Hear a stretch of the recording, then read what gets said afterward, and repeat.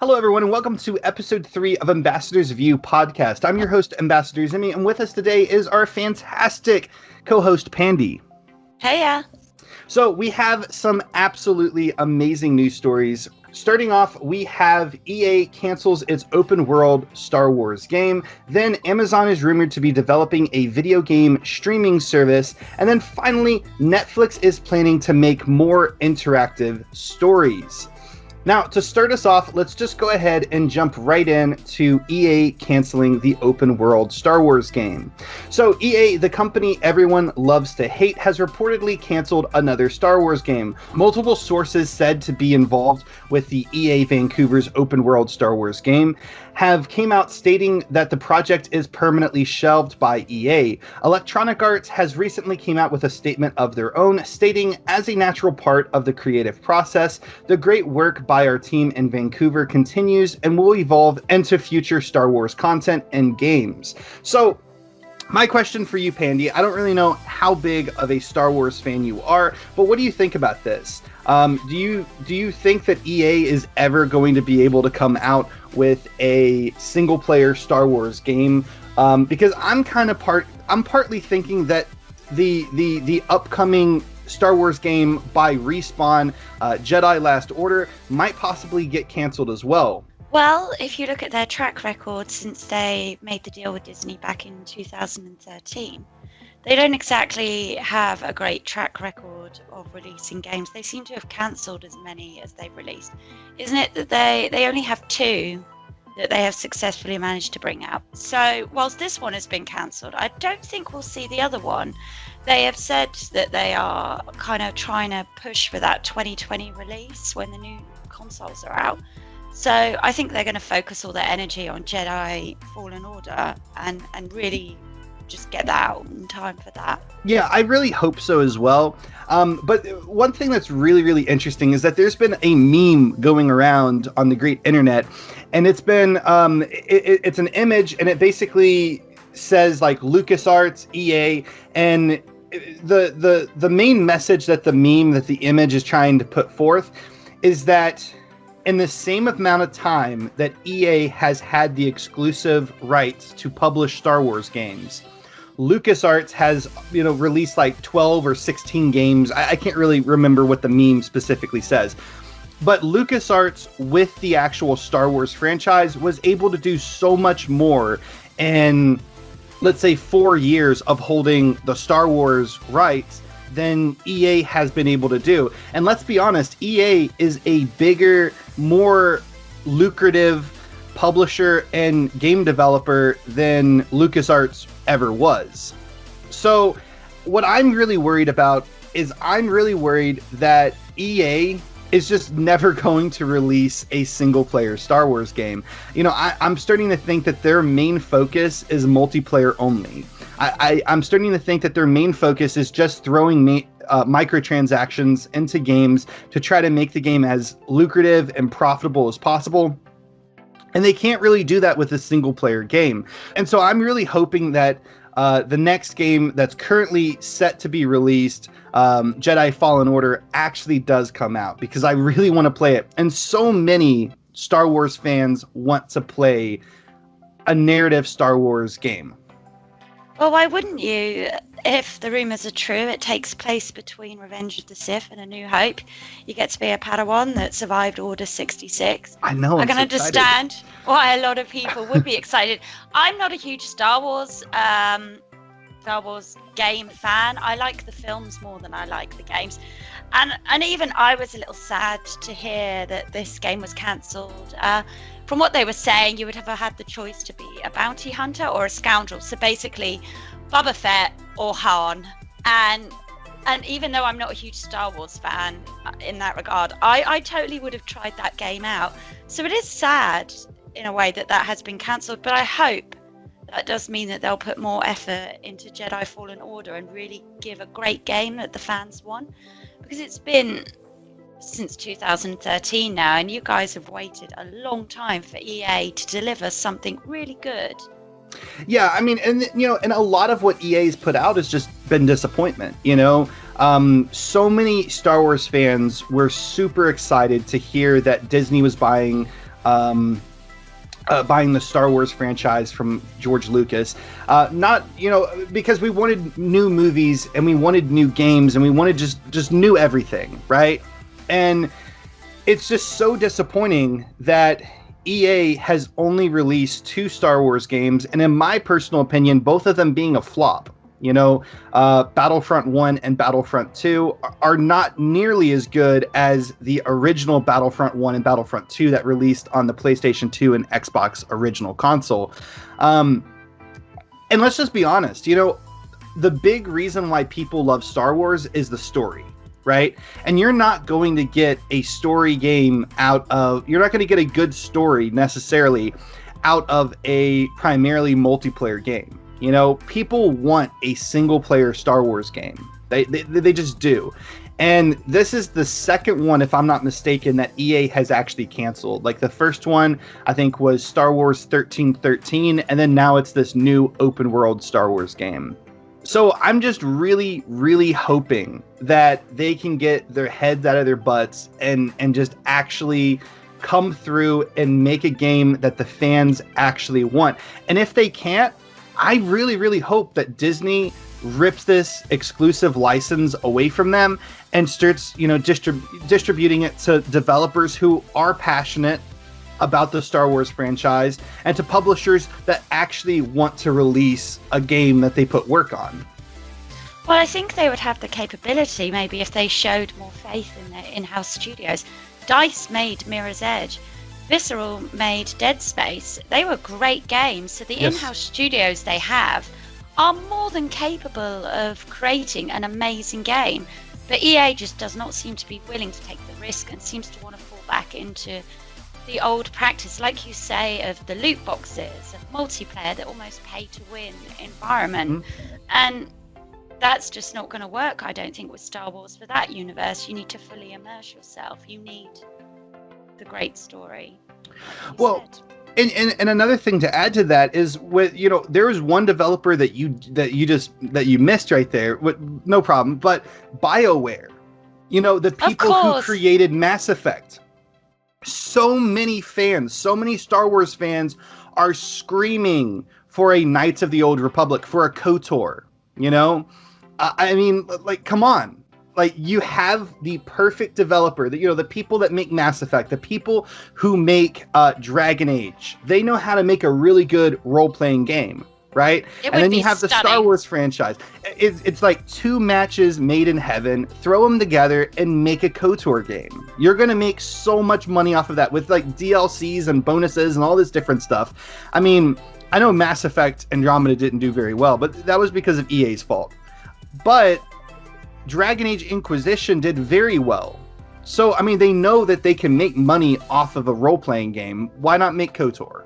Maybe they don't feel it's in it for them, really. They don't feel like it's worth it.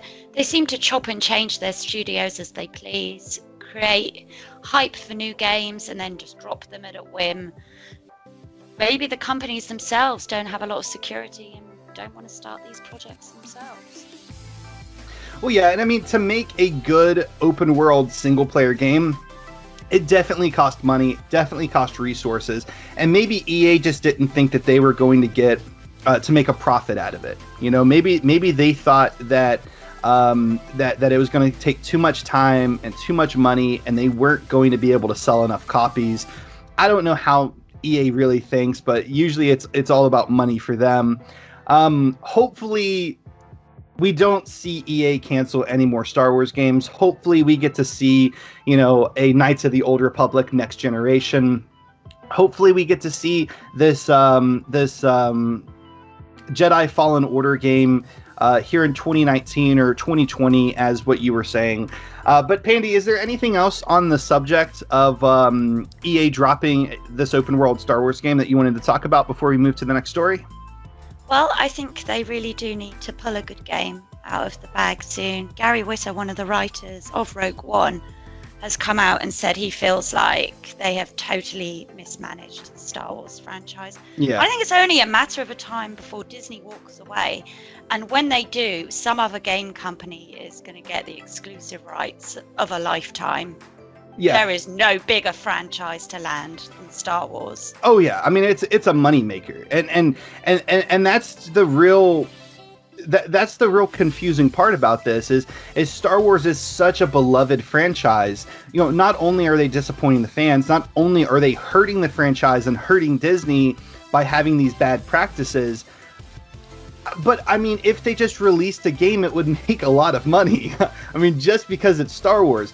And then if they released a good game, a good single player game, it would probably be game of the year. You know, I mean, there's so many great Star Wars fans out there that just want a good single player game. That is like, that's me. Like, I'm all about single player games. And then if you make it open world, I get even more excited. You know? Oh, well, it will cross generations. You'll have people of my age and older. You'll have younger kids that are starting to get into Star Wars. Absolutely. You would have such a huge fan base to pull from. It could be huge if done right. Yeah. I mean, I hate to say it, but I think that that's probably what it's going to come to, is Disney eventually getting rid of EA, you know, kicking them to the curb, taking the license away from them, and hopefully just distributing it to trusted developers and publishers that they just want to work one-on-one with. You know, I don't think that the Star Wars franchise should just be held to EA. I think that multiple developers should be able to come to Disney and say, hey, we have this really good idea. It's da-da-da-da-da.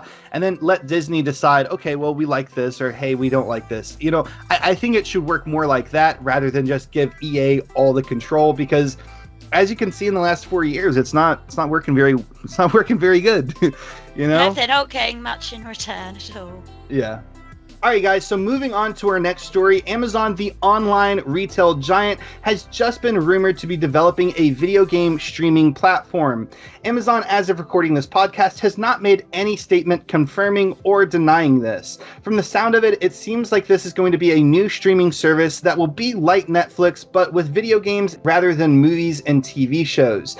Now, in the past couple of months, we've heard news regarding Xbox talking about the same approach with streaming games using their new xCloud technologies. So my question to you, Pandy, is do you think that Amazon will have a place in this market? Because it seems like a lot of people are coming out and trying to jump into the video game market. You know, obviously, next generation, you're going to have PlayStation, Xbox, Nintendo's going to eventually wiggle their way into there, probably.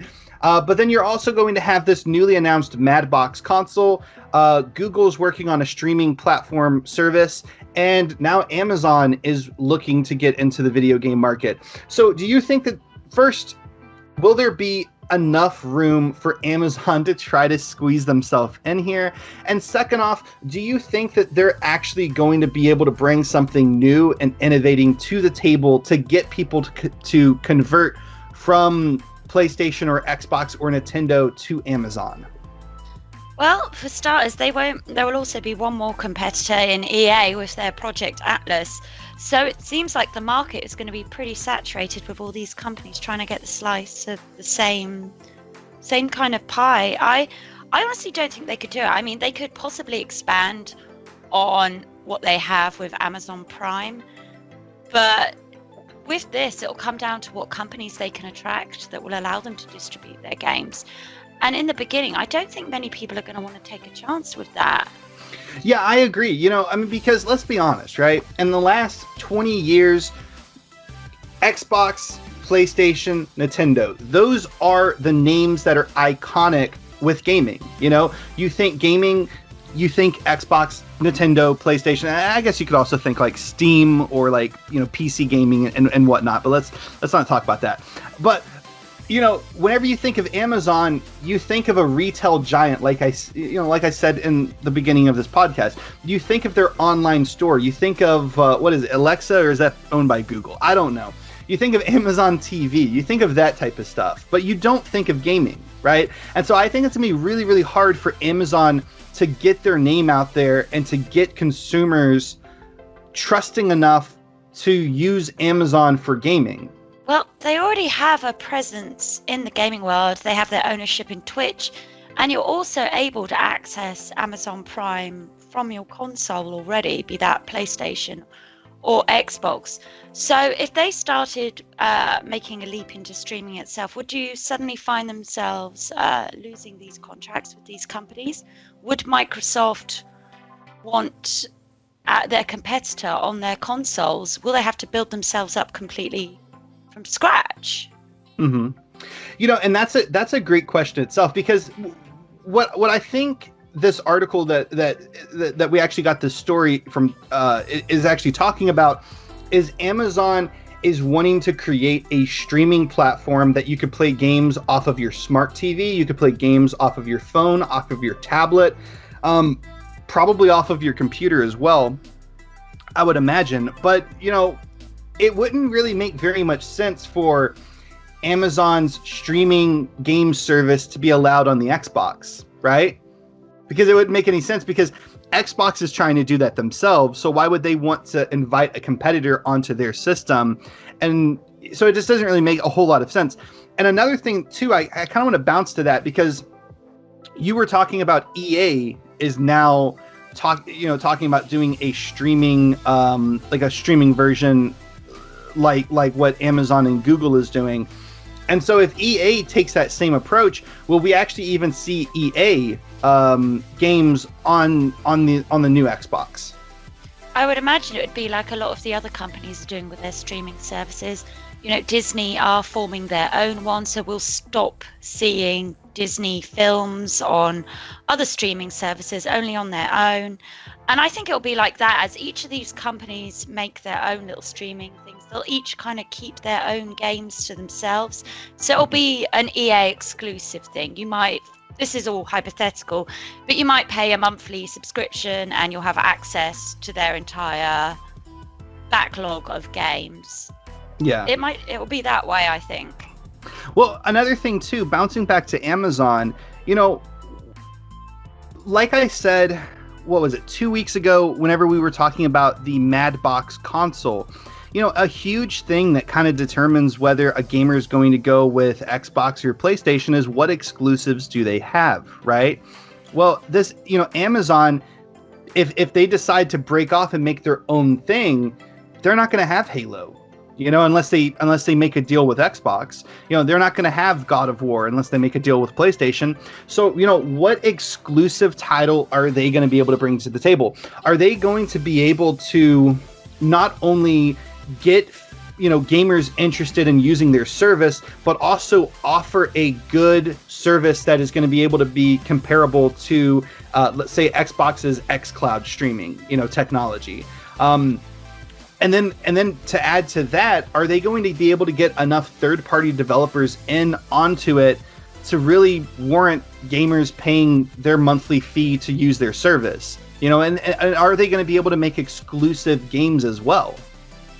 I don't think the technology for them to do that is quite there yet. Google themselves have said that the biggest challenges they are facing in regards to streaming games is being able to reduce the lag or problems people are having with buffering. Mm-hmm. So if Amazon do it, all I can imagine is they would just improve on Amazon Prime. They've already got a streaming service in place. So they just need to expand upon that and change it so it's capable of streaming a game. But I think in the beginning, you'll see them approaching more indie developers perhaps, or we'll see the more Candy Crush type games, quick mobile games that you can stream directly to your phone while you're on the move.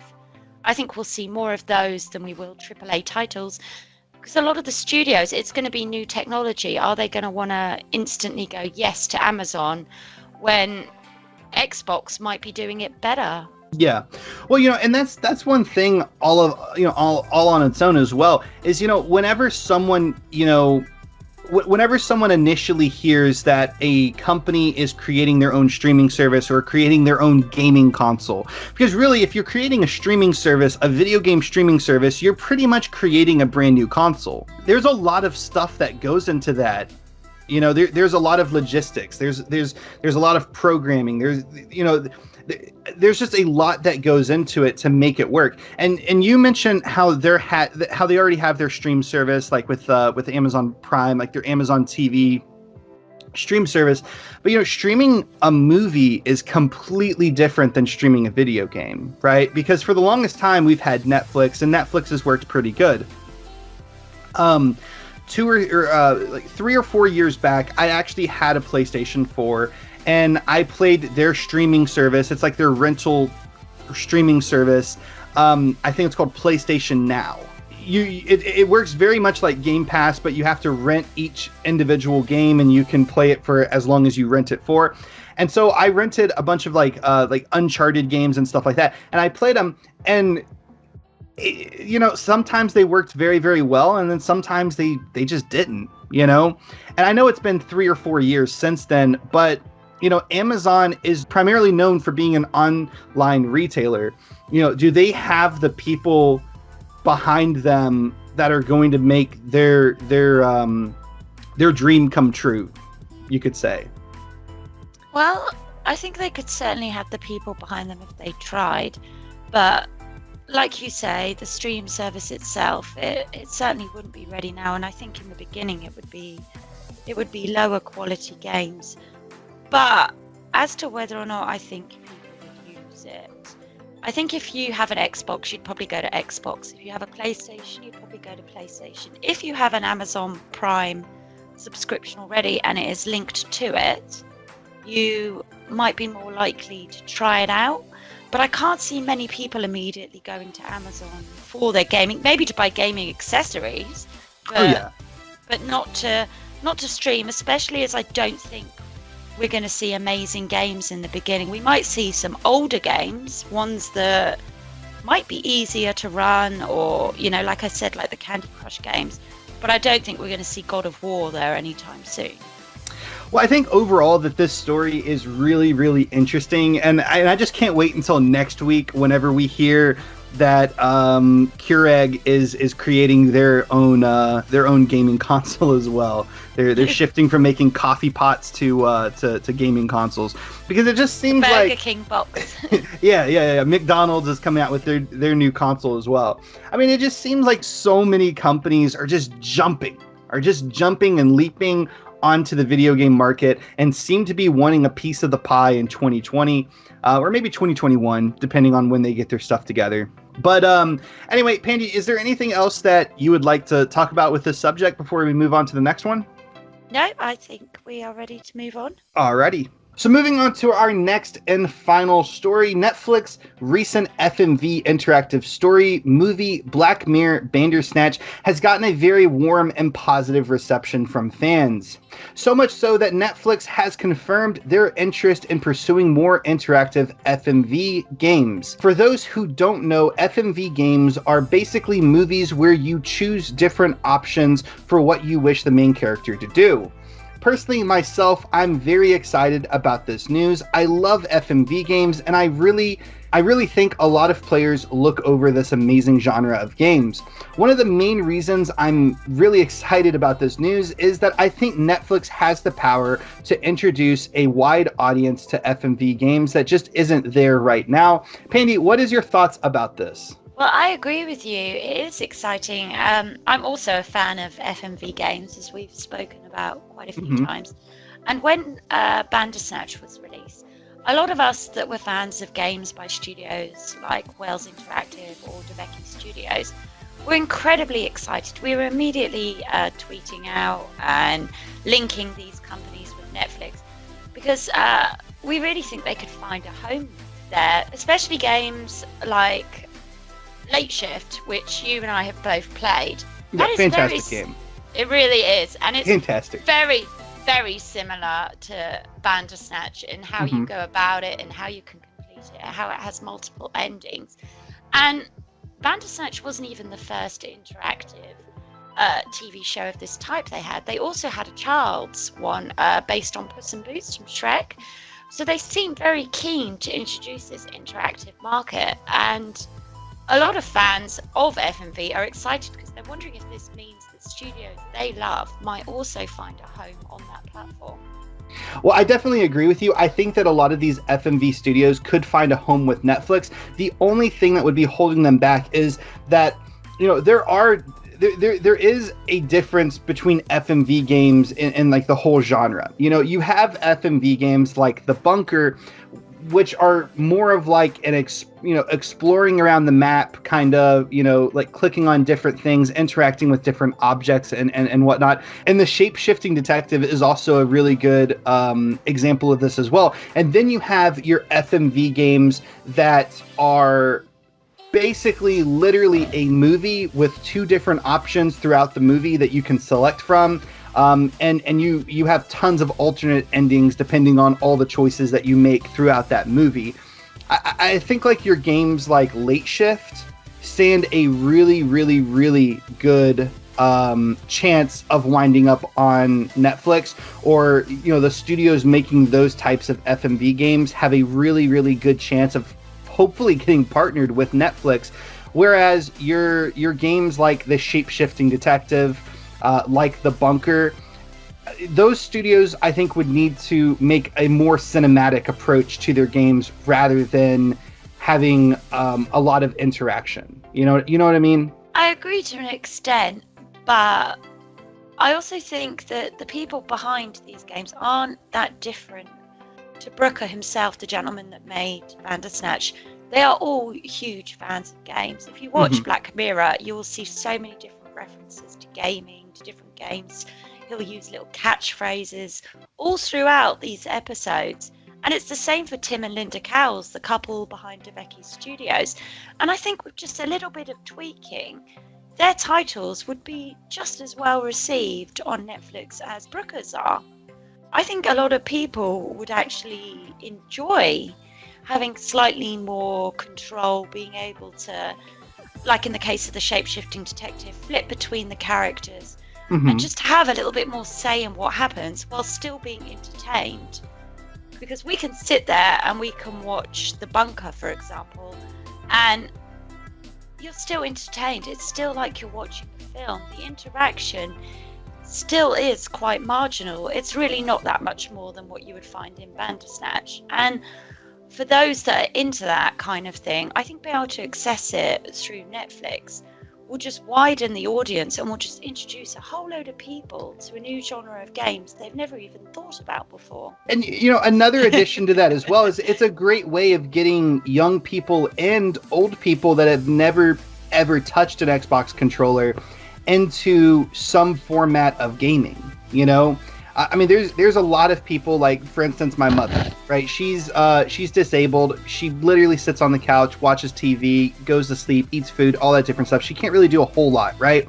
And so to actually be able to get her into something, to get her mind moving, to get her to, choose different options that she would like to see in an actual movie would just be fantastic, And I'm really, really excited to see what Netflix can do to this. I'm really excited to see them get more people into the FMV genre than have been before. Because right now it's kind of like one of those niche things, It is niche, but those that do play them are very passionate and very loyal. And very loyal. Extremely loyal. And the community is fantastic. Yes. The people involved in the games, the actors, the developers themselves, they are constantly in touch with their community. They're constantly doing little podcasts and streams where you can go and hang out with them. And it would be great if more people would just play their games, because they're amazing, amazing games. And a lot of work goes into them.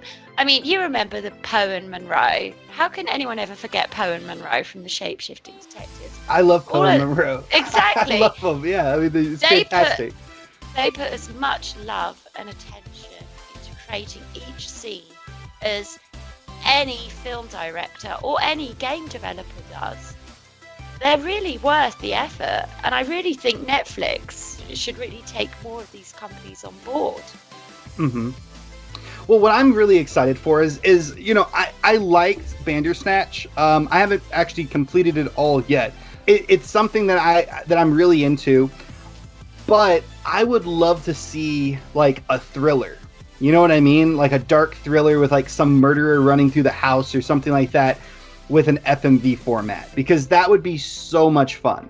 But you're afraid of horror films and horror games. but I like thrillers though. Thrillers are okay. I can do thrillers. I can't do horror. I can't do like scary. Like, you know what I mean? Well, Netflix don't have a habit of releasing the numbers on how many people have viewed a certain thing. Like, we don't know how many people have played Bandersnatch. All we know is really that it was all over Twitter and people were calling it groundbreaking despite all these FMV titles. Yeah, it's not ground. There's been FMV titles since like the 80s or something, or like the early 90s or something. Like FMV titles have been around for a very, very, very long time. You know what I mean? They have. But it wouldn't surprise me if the next kind of interactive title we saw was either created solely by Netflix or was actually made by Charlie Brooker again. Black Mirror does very well on Netflix as a TV show, and now that Bandersnatch has done well, it wouldn't surprise me if they pulled him back in and got him to make another one for them. Yeah. I mean, I would just love to see some more diversity, though. You know what I mean? Like, I don't want to see, like, 17, like, Bandersnatches. You know what I mean? I want to see some like, real diversity between, like, maybe, like, some action movies or some action FMV games, some thrillers, some like, maybe more detective kind of stuff. Like, I want to see, like, a real wide genre on Netflix. Not, I don't want to necessarily see a, just like 5 more Bandersnatches. You know what I mean? I would love to see him do one actually based upon his episode SS Callister. I don't know if you're familiar with any of the shows, but SS Callister is I won't go into any spoilers or anything. It's an episode he did that is very much like Star Trek, and I would love an almost Star Trek FMV, but like that kind of level. We're talking like Shatner level of Star Trek. That's what I want. You know what would be fantastic? you know what would be even like it would just be so fantastic is if it like this will never happen, but like a Game of Thrones FMV. Right? That would be good. Right? Oh my god. Or just like any medieval thing. Like Netflix, they released that movie, The Outlaw King. Like having like a movie like that, like the Scottish versus the English or something like that. You know what I mean? Or maybe like an FMV, like alternate history, like of the War of the Roses or something. Like, I don't know, just like I want to see a really, really wide range between what they do with the FMV titles. No, I agree with you. Gaming doesn't have to stay in one kind of area. Let's do sci-fi. Let's do horror. There's so many great stories from history, from so many different cultures and mythologies. There could genuinely be some truly amazing FMV games. Just by picking up a book, they could probably find a great story for one. Oh yeah. So I am really, really super excited about Netflix jumping into FMVs. You know, FMVs on the console, on PC, they just don't really have a home, it seems. Like, they do, but they don't. And so with Netflix taking up the torch, I think that they're going to be able to drive a lot of interest into the FMV genre, and hopefully they can do some good stuff with it. Pandy, do you have anything to add before we go ahead and close out this story and end the podcast? No, I think we covered it all. I'm as excited as you are.